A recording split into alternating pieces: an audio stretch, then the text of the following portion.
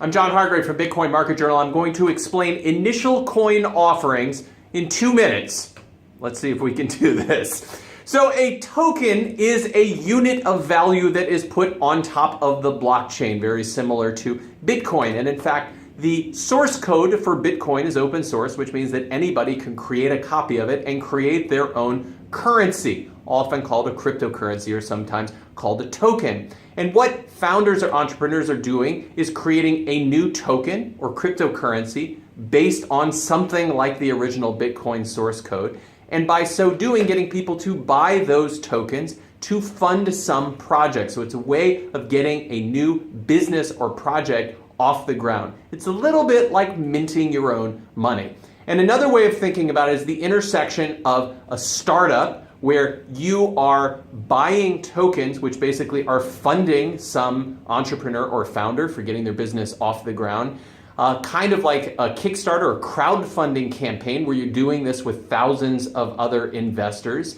And it's kind of like an IPO or initial public offering where a company is offering its stock to the public for the first time. And to be clear, you're not buying stock.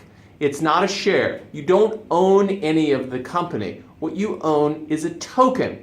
And the token has value because we all agree it has value. That's the only thing you're buying, and that's really important to understand. At Bitcoin Market Journal, we've analyzed about 1,000 ICOs, and we've learned two things. One is that the average ICO is currently raising about $12.5 million. That's the right side of the pie chart here. That's significant.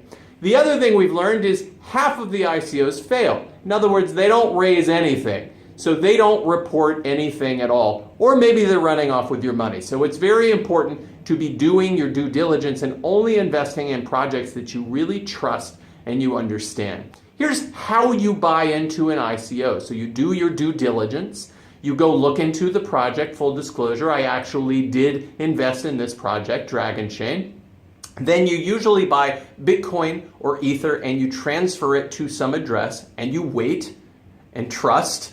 And eventually you get a new token, and then that token is traded on these markets, on these token exchanges on the web, which you can buy and sell like a stock. Again, you're not buying a stock, you're buying a token, but the mechanics of buying and selling the token are similar to the mechanics of buying and selling a stock. That's initial coin offerings in an all too brief explanation. For more, visit us at Bitcoin Market Journal. I'm John Hargrave.